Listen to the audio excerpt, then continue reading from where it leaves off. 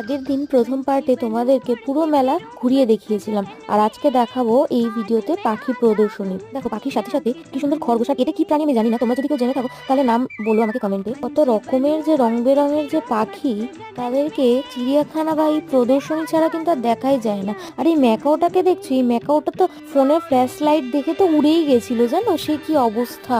বন্ধুরা, তোমরা যারা যারা এই পাখিগুলোর নাম জানো তারা কিন্তু আমাকে অবশ্যই কমেন্টে জানিও।